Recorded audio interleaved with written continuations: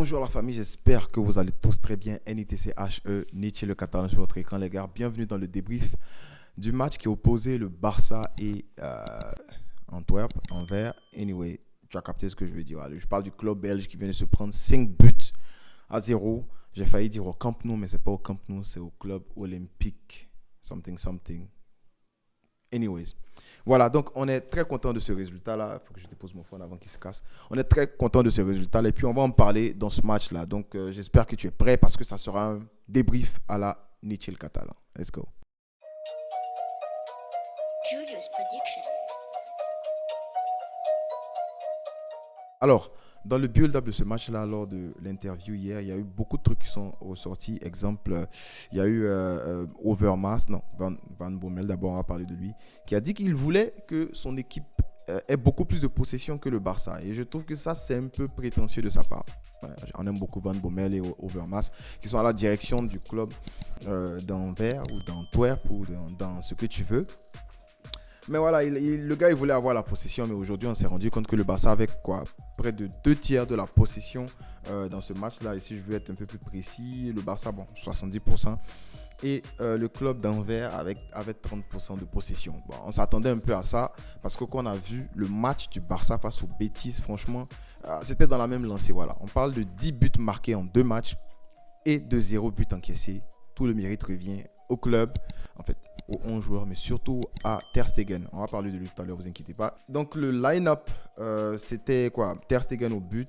Voilà, il n'a pas été beaucoup inquiété, 2 ou 3 fois inquiété, mais il a sorti des parades. Voilà, il y avait même hors-jeu, il a fait une double parade. Je me suis dit, mais ce mec-là, il est fâché. Il est fâché parce qu'il y a hors-jeu. Mon frère, il y a hors-jeu, mais il veut dégoûter l'adversaire pour dire petit.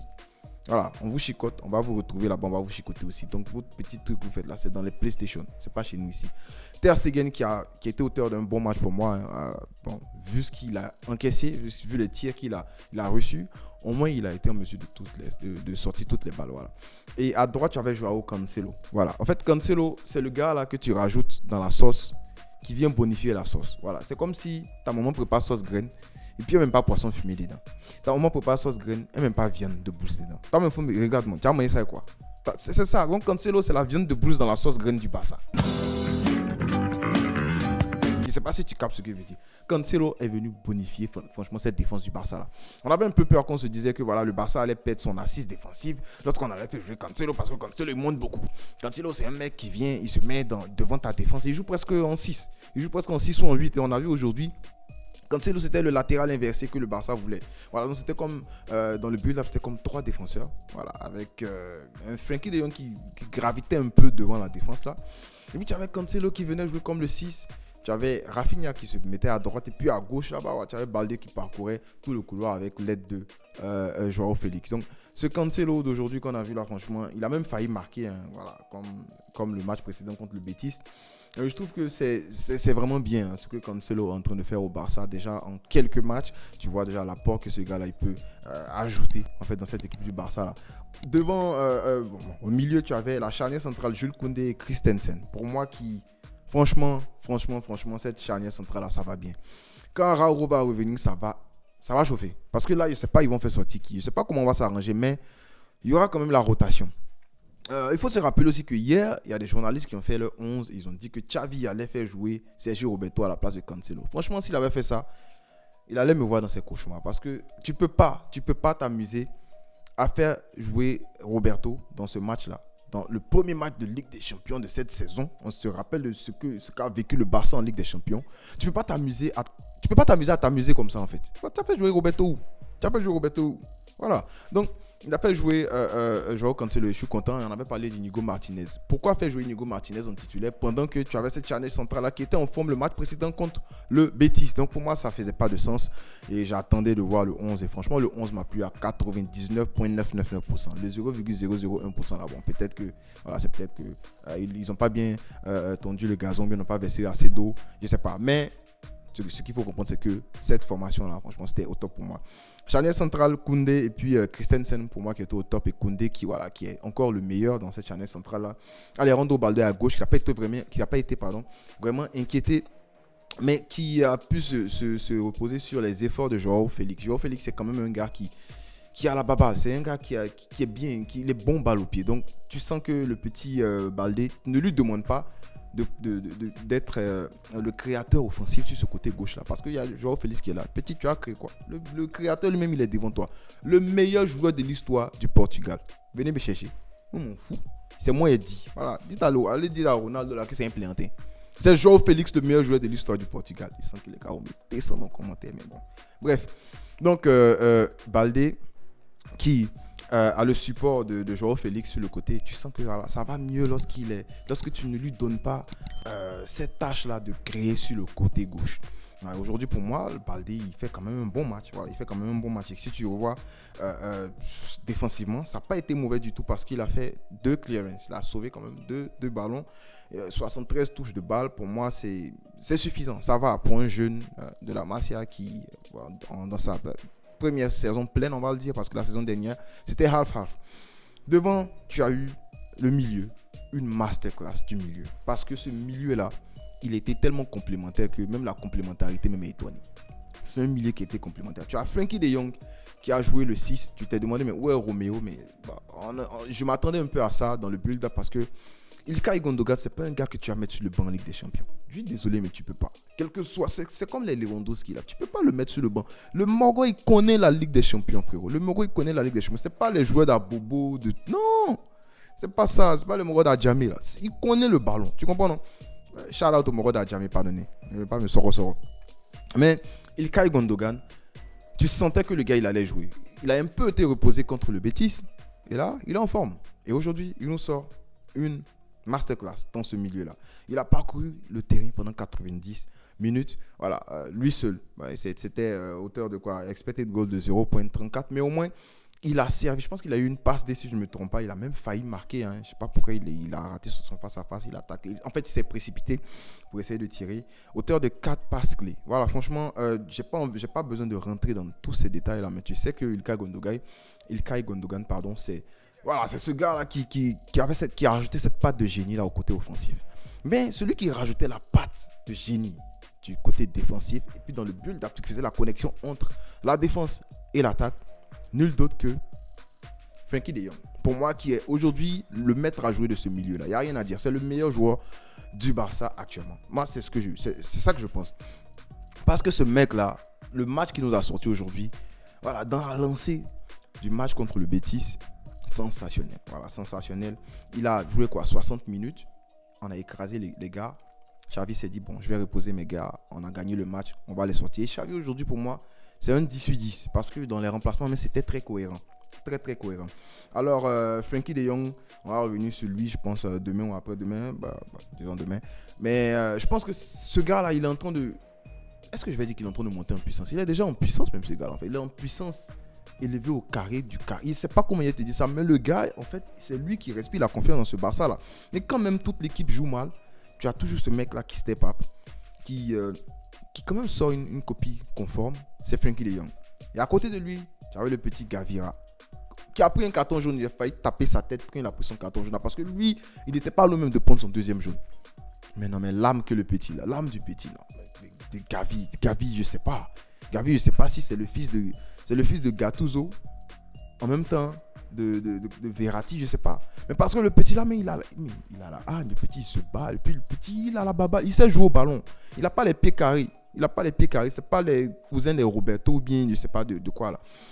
Le petit il sait jouer au ballon. Ça se voit même, tu as vu son but de pied gauche, comment il place le ballon. Le gardien il a le temps de voir. Le gardien il plonge à droite. Toi, en tissu, toi, tu t'en tombé de l'autre côté là. Mais faut bien faire quand même. Faut regarder. Donc dites au gardien là d'aller regarder les films des Indiens là. Eux au moins en tissu, ils durent avant de tomber, mais au moins ils tombent dans la bonne direction. Toi en tissu, toi tu t'en tombé de l'autre côté là-bas. Non mais Gavi il a fusillé le gardien. Moi mais il a eu pitié du gardien. Voilà, le petit, il a fait un très bon match aujourd'hui et c'est, comme je le dis, c'est dans la même physionomie que le match précédent contre le Betis. Où voilà, c'est difficile de le voir, mais ses récupérations, mais ça fait du bien. Ça fait du bien ses récupérations. Il récupère le ballon, il est vif, il est toujours sur les deuxièmes ballons, il est toujours quelque part là-bas. Tu le vois pas, hein? Ils sont là, ils sont en train de jouer le ballon. Faut un ballon perdu entre deux personnes là-bas. Tu vois les petits pieds. Un joueur bien arqué, bancal, comme on le dit chez nous au pays là. On dirait Rivaldo. Il vient prendre le ballon et puis s'en va. Voilà, dites-moi si Gavi s'est fait ses lacets maintenant parce que j'ai même pas fait attention. Gavi qui a joué lui aussi 58 minutes, il est sorti en même temps que Frankie de Jong, mais il est auteur d'un but. Et si vous remarquez, son expected goal, c'est de 0.09. C'est-à-dire qu'il n'est même pas censé marquer. Mais, donc, je parle du tout le match, je ne parle pas juste du but. Donc, tout le match, il n'est même pas censé marquer à cause sûrement de la position qu'il occupe, de la façon dont il se déplace et tout. Mais il est arrivé, il s'est trouvé dans un bon endroit. Il a réussi, malgré qu'il y avait des joueurs devant lui, il a réussi à enchaîner cette frappe-là dans la lucarne du gardien. Voilà, franchement, j'ai apprécié. Devant, on avait Rafinha, Lewandowski et Joao Félix. Ce trio-là qui a fait un match sensationnel. Voilà, je pense que si on veut les classer par ordre croissant, c'est la manière dont j'ai cité. Rafinha en premier, Lewandowski. Je pense que Lewandowski avant Rafinha, whatever. Mais devant, c'est Joao Félix. Et lui, je sais pas ce qu'il est parti faire à l'Atlético. Petit, tu es parti perdre ton temps. Donc tu es parti perdre ton temps. Il est arrivé. En fait, tu te demandes, mais comment ça se fait que le gars il vient d'arriver et puis performe comme ça? Comment ça se fait? Mais c'est simple, je vais te dire, c'est une équation très facile. Un bon joueur dans une bonne équipe au moment adéquat est égal à Joao Félix au Barça actuellement. De dire quoi? Parce que Joao Félix, c'est ce joueur-là. C'est le gars qui va pas venir coller la ligne tout le temps. Il va coller la ligne, mais il va rentrer, se mettre derrière l'attaquant, soutenir l'attaquant. Mais il a cette vision-là. Il a cette belle vision-là. Il a cette frappe-là. Il est tranchant aussi. Et quand tu rajoutes à ça un Alejandro Balde qui est très vif sur le côté, mais en fait, ça te donne un côté gauche qui est mortel. C'est juste qu'Alejandro Balde doit un peu travailler sur ses centres. Pas un peu, beaucoup travailler sur ses centres. Alors, il faut aller voir le coach de Cancelo, je sais pas quoi. Les gars, entraînez-le. Entraînez-le parce que le petit doit travailler sur la dernière balle, la décision finale. Sinon, ce côté gauche-là, franchement, des merveilles. Joao Félix, waouh. Non, mais tu vois, le petit, il respire la confiance. Tu as l'impression qu'il a grandi au Barça. Il est né au Barça. Voilà. Et à la fin du match, tu le vois, ils ont fait un zoom sur lui. Il a la tête en l'air, il est en train de penser. Je sais pas quoi il pense. Mais je suis sûr qu'il pense à en fin de saison, il va devoir retourner à l'Atlético Madrid. Non, mais il va falloir que la porte step up parce que ce gars-là, il doit rester au Barça. Et tu as Lewandowski qui est en train de revenir en confiance. Franchement, il est en train de remonter. J'espère pour lui qu'il est en train de remonter parce que, voilà, Lewandowski aujourd'hui, il marque facilement là. Il commence à avoir le flair qu'il avait avant. Parce que, rappelle-toi qu'avant la CDM, Lewandowski, il était bien. Mais il est parti en CDM, je ne sais pas ce qu'ils ont fait là-bas, il est revenu, il ne marque plus. Mais là, c'est en train de revenir.